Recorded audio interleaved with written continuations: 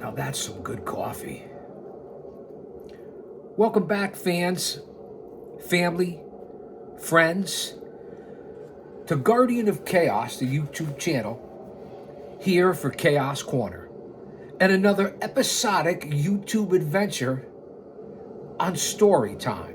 One man, unique, unedited, unscripted, raw dog for you, the fans. Drop an elbow on that like button, share, subscribe, leave a comment, get us into the algorithm. Become a member. It's only $2 or $3 a month. That's the best way to support this channel. You get an autographed Hall of Fame 8x10 photo of yours truly. You get members only videos, Q&A sessions. We're stepping it up here on the channel. Over 6,500 videos. Over 1.5 million total views. Coming up on 3,000 subscribers. Nobody works harder for you than I do. Shout out to my mods, the OTS Tribal Queen, and of course my brother from another mother. There is no other who's always holding it down, keeping it real and maintaining, and that would be Austin Nance. I couldn't do it without you, Austin. I really appreciate it. I just want to take a quick moment of silence, an acknowledgement of a pro wrestling brother of mine that passed away a couple of days ago. He worked in the WWE. I believe he worked in ECW as well. We traveled all over the greater New England tri-state Northeast area together. One heck of a guy. Telling it like it is, that was him. And his name? Roughhouse Ralph Mosca. My old buddy Ralphie. I haven't talked to you in a couple years, Ralph. You're in a much better place. Shout out to his best friend and also my former partner, the Jackmaster John Diamond. Also Big Primo Carnera, Tough Tony DeVito, wreaking havoc. That was the crew, the tight-knit crew that ran together. Roughhouse was one tough sumbitch and a good man. So a moment of silence for my brother, Roughhouse Ralph Mosca.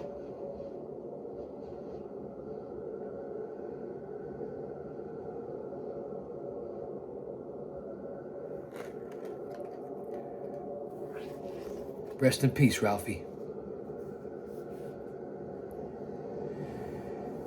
Do not be tense, but ready. Not thinking, but not dreaming. Not being set, but flexible. It's being wholly and quietly alive, aware and alert, ready for whatever may come.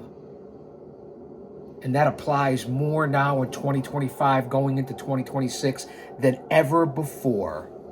There's a lot going on in the real world because this isn't reality. We're here for a temporary distraction, a stress reliever. Stay mentally, emotionally, physically, and spiritually fit. Use your own discernment. Surround yourself with like-minded people. Be prepared. That's all I can say.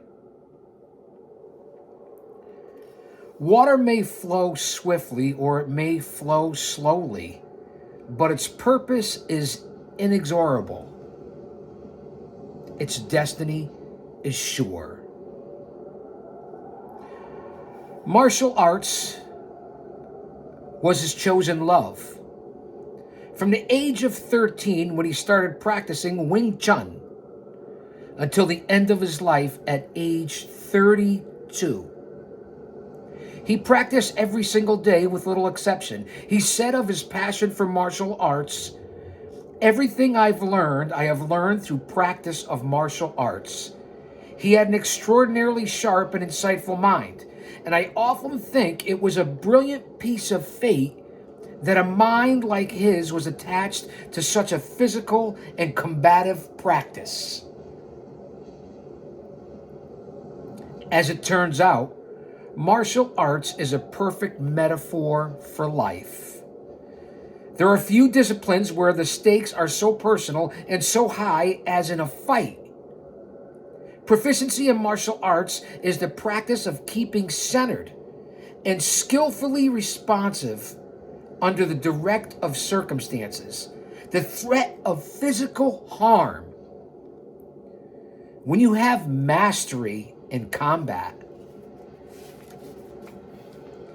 you not only meet a fight with composure and skill, you become an artist of movement, expressing yourself powerfully in the immediate unfolding present with absolute freedom and certainty. When your personal safety or very life is on the line, to remain alert, mobile, and skillful is an immense feat of self-mastery. Now, you guys know my background. 25 years behind the walls, serving the community, serving this country against society's worst. People you run from, people you don't want to deal with, people you're afraid of. Also, my background in pro wrestling as a manager, the training, bodybuilding, powerlifting, martial arts, boxing, a repo man, a private investigator, a bouncer, personal security, crowd control. That's what I've done my whole life. And that's why I bring you this read on Storytime today. Could you imagine that fight or flight feel that you get when you and come up on an altercation, so to speak? You're going to be involved in some sort of physicality, and you get that fight or flight in a situation, an emergency situation, or physical contact. Could you imagine having that feeling 8 to 16 hours a day, sometimes 24 hours a day, virtually 365, 7 days a week, and learning how to control that and put the energy somewhere else, being able to tap into that? I'm no master by any stretch, but I'd like to think that's what made me get to the ripe old age, and I'm not that old. The old man, Brandy over 60 demo god, but I'm here. And no fear, except from the man above, who I boldly embrace. A little different story time today, and I'm going to tell you why in a moment. Be water, my friend. The teachings of Bruce Lee. That's what we're talking about today on Storytime. The philosophy of movement was how Bruce Lee lived every aspect of his life. He was always after what I like to call the real. Real fighting. Real living. Street-tested concepts. Everyday applications. He didn't deal in points earned or light touches landed, as was the style of the day in high-level competitions. He called that kind of point-oriented competitive fighting with so many rules on how to score without causing injury, dry land swimming. Dry land swimming.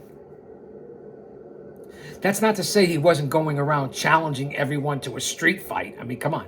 If you know your history of Bruce Lee, which I grew up with when I was a young boy, watching his movies and studying and trying to learn about Bruce Lee, and I came across this jewel, this golden nugget of information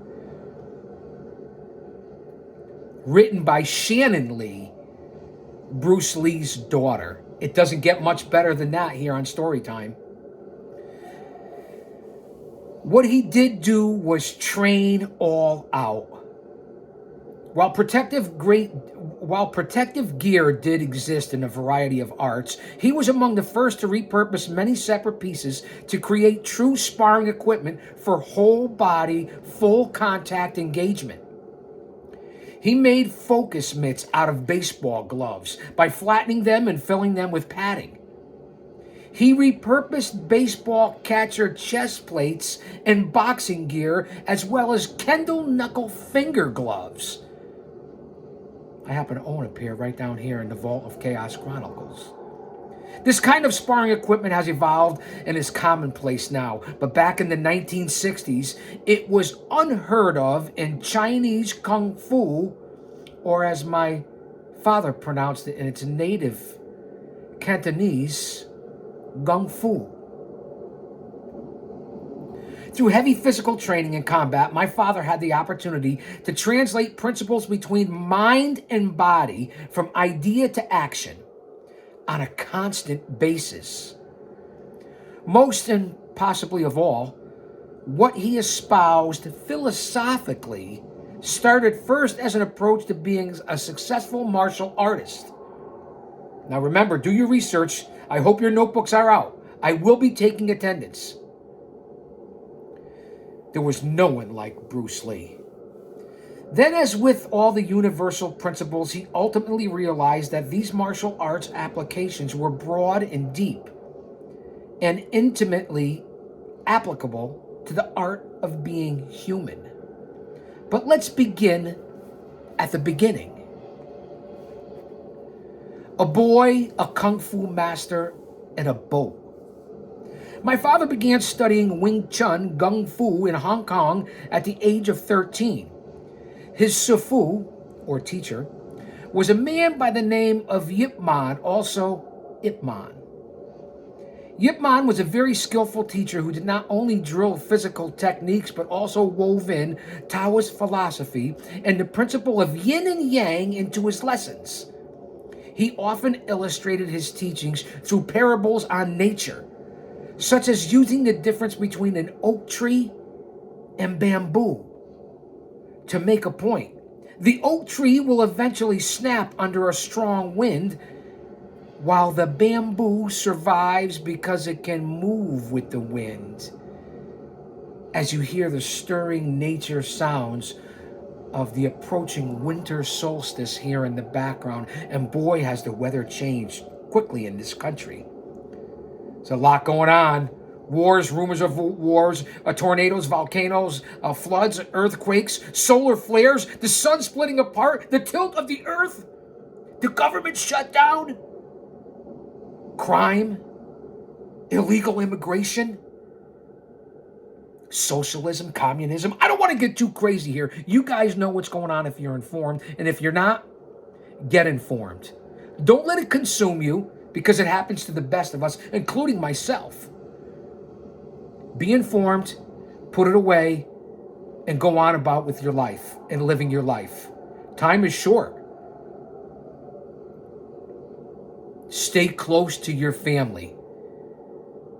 Nothing is guaranteed. Tomorrow is not promised to any of us. And again, I don't think I did it at the beginning of the show, because this isn't a fucking podcast. It's a show. I want to acknowledge and recognize a good friend of mine who passed away a couple of days ago from the wrestling community. We go back 30 years. He worked for the WWF, I believe ECW, independents throughout the country from coast to coast. And that would be my late great brother, Roughhouse Ralph Mosca.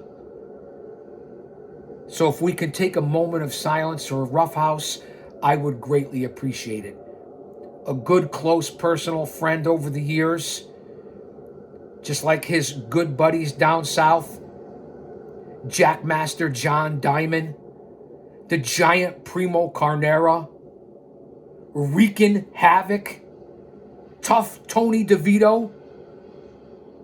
That was our crowd. That's who we ran with, especially in the indies. Each one of them having a cup of coffee or a touch and a brush with the major leagues of our industry. A moment of silence, please.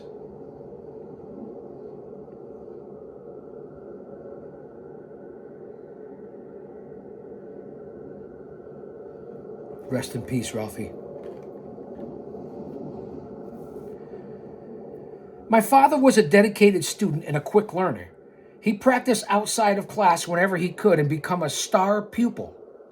But he was also a teenager whose childhood nickname had been Mu Se Ting, which translates to never sits still, and whose later nickname and stage name was Sulong, if I'm pronouncing that the right way, or Little Dragon.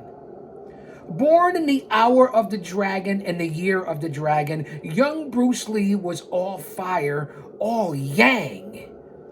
And Yip Man was forever trying to teach this fiery teen the importance of gentleness, fluidity, and pliability. Not just strength, cunning.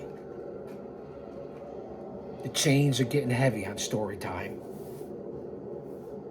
To my father's credit, he would listen and try, but his eagerness and his temper would get the better of him. And besides, he'd wonder, isn't it better to win however you can? What does gentleness have to do with winning, really? Think about it. Ponder it. Write it down. One day, Yip Man was trying to teach young Bruce to relax and calm his mind, to forget about himself and follow his opponent's movements instead.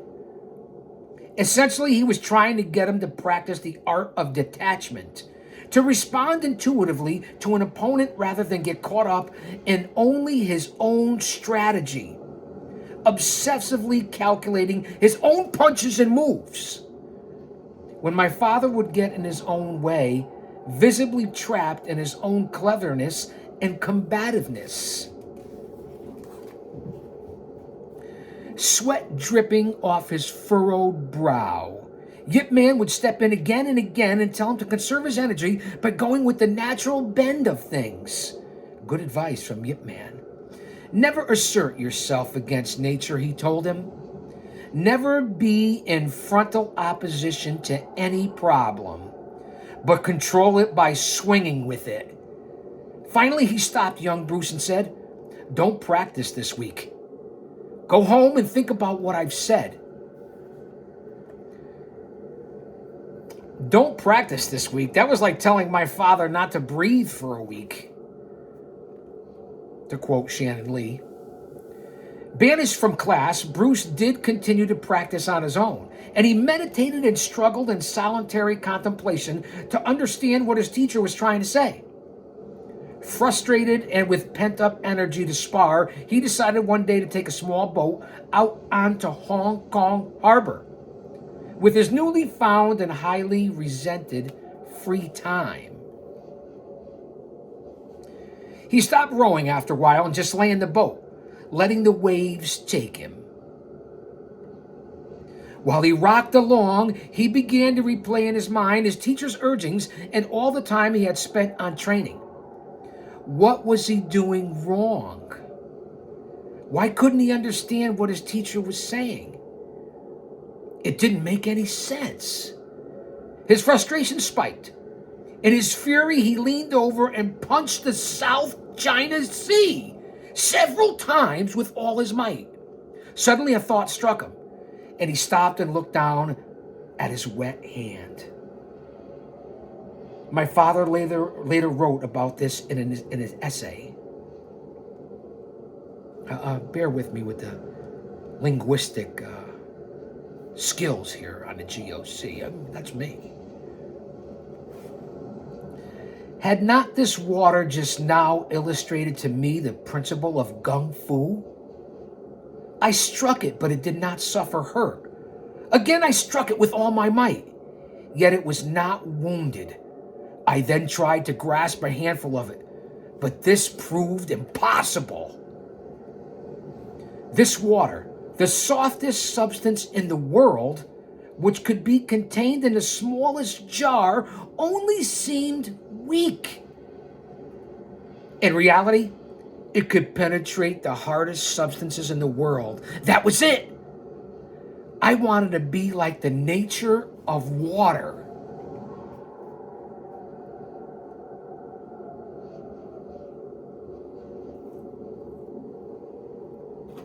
He had a second revelation as he watched a bird fly overhead and cast its reflection on the water in the very next moment.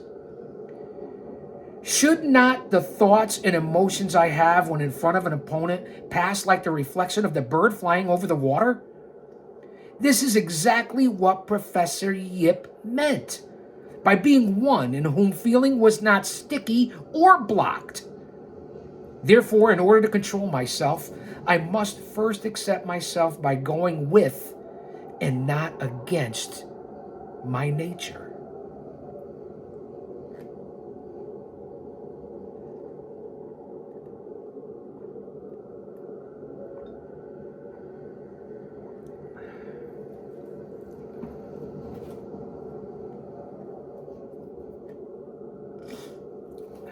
Thanks for being here.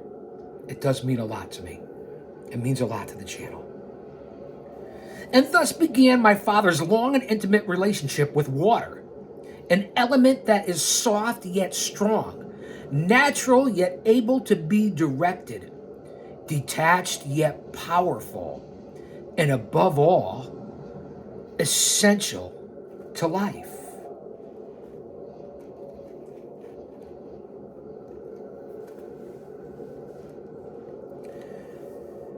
At this point, you may be thinking, I'm not a martial artist.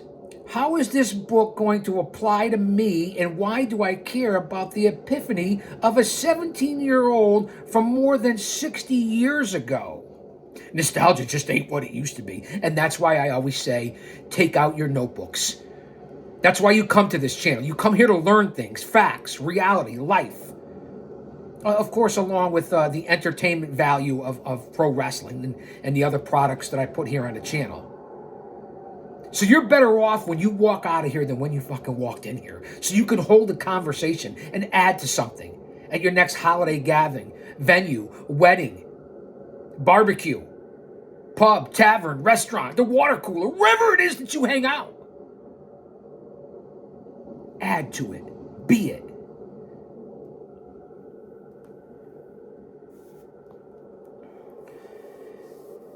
Don't worry.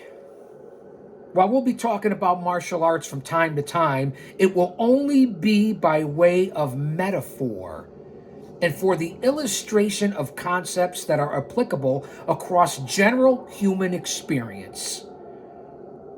You picked the right time to be here for story time. We're going to do this in a couple of different parts. Someone was detected at your front camera.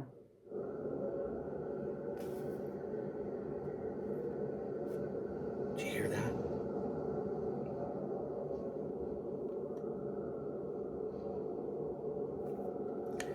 Sometimes I find it easier to digest abstract ideas through a more powerful, grounded, physical example. As to why we may care about being like water, my father's philosophical ideas, coupled with the way he lived his life, they certainly have inspired people the world over. Bruce Lee's impact in the 60s and 70s. I'll dare say even into the 80s. Here in 2025, going into 2026 in a month or two, people have all but forgotten about the legendary Bruce Lee. And not because of his movies and martial arts expertise, his philosophies on life, looking inward. And that's why I present this to you. Again, I'll probably do this in a couple different parts. At its essence, water flows. It finds its way around or even through obstacles. My father would call this having no limitations. Water is present to its circumstances and surroundings, and therefore ready to move in any direction that allows its passage. And we know that by the floods that have been inundating this world over the last handful of years. Because the atmosphere, the universe, the stratosphere, it certainly is changing and has changed a lot and will continue to change. Do your research, please.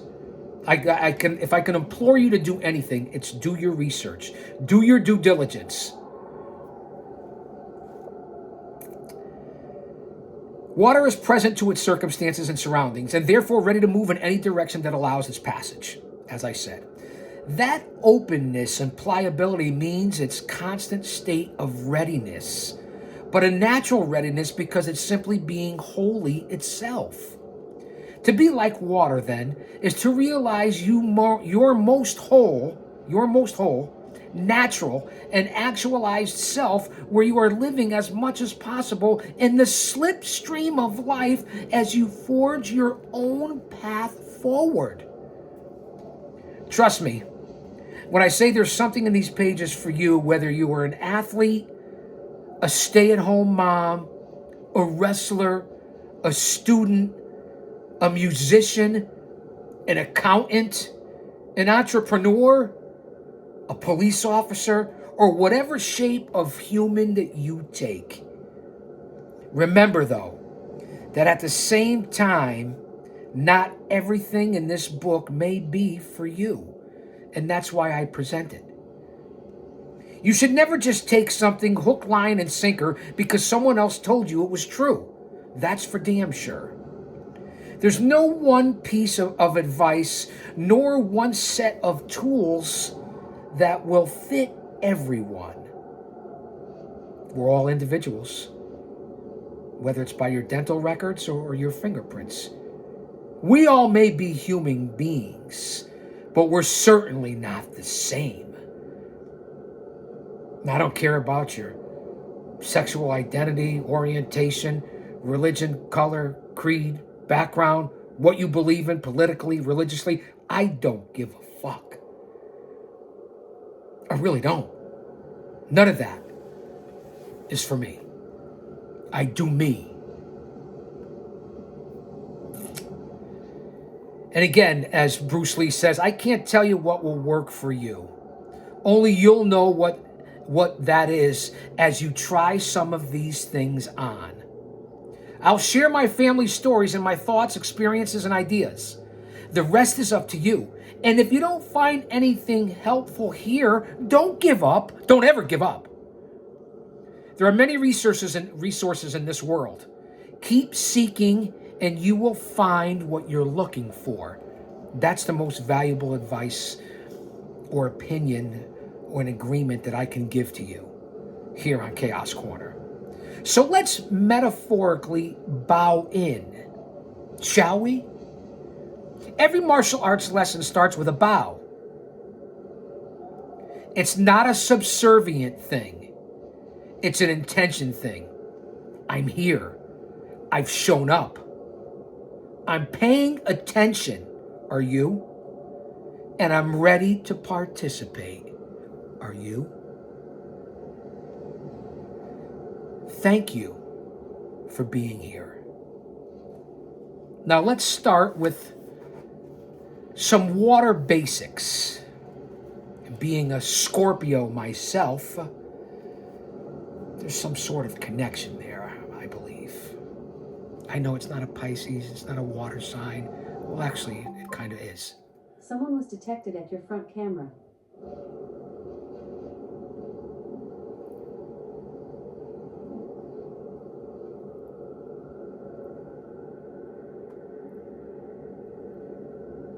Hello? McFly? Is anybody home? Why is the idea of being like water such an important principle of my father's? To quote Shannon Lee, talking about the legendary Bruce Lee.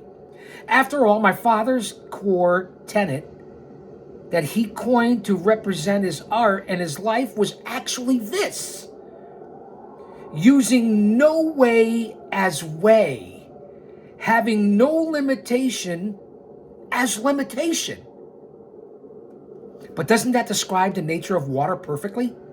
For anyone who has ever had to connect with a leak, it's sometimes baffling how the water got in and ended up where it did. Just spill a cup of water, a glass of water, and you'll see the reality of what I'm talking about in its simplistic form.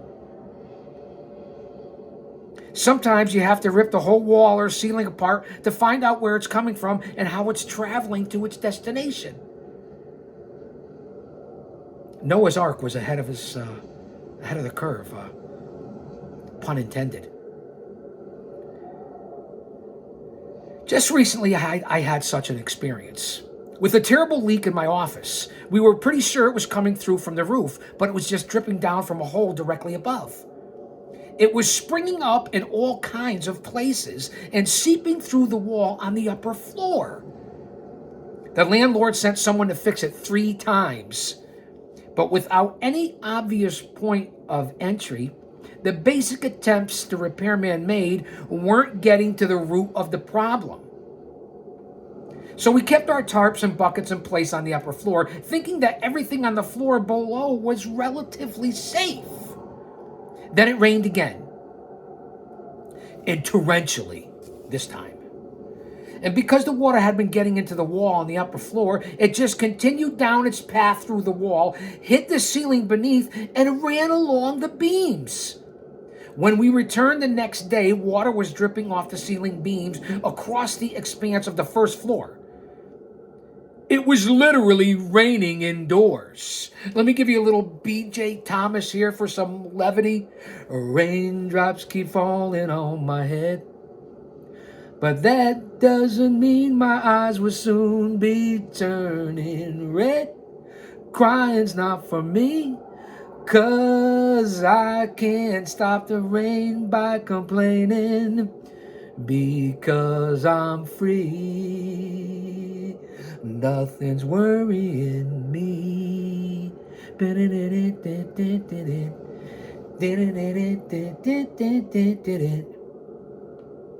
Just a little levity here on the channel. Distressing as it was for us, why is this admirable on the part of the water? Think about it. Well, the water was not to be deterred. It was going to find a path, or even multiple paths. It would move along until it met with an obstacle. Hello? And then, if it needed to, it would change course and keep on flowing. It used no way as its way. In other words, it used every possible way. And it ran along without limitations. Even though we have since patched the roof, the rainwater is still undeterred and finding its way. Though now it does so outside the building instead of inside, thankfully. This is the basic way of water. It's unstoppable. And though the word in the world, water, is reflected nowhere in my father's core Tene above, the phrase represents perfectly one of the preeminent water basics that I want us to begin to sit with.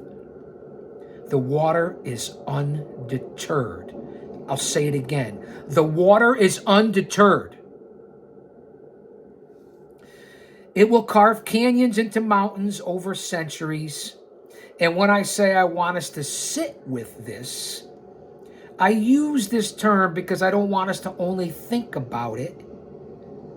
After all, life isn't only a mental exercise. I'm learning that the hard way as I get older. When I say sit with it, I mean be with it. Consider it. Notice it. Experience it. Feel it and allow it in.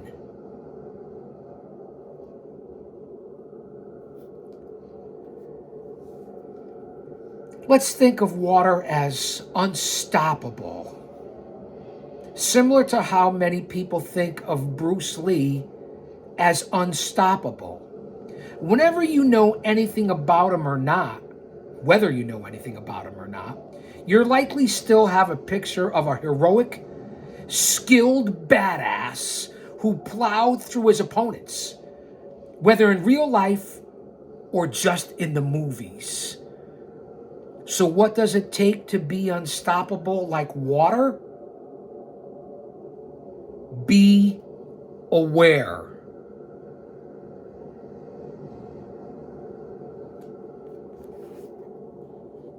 Be aware.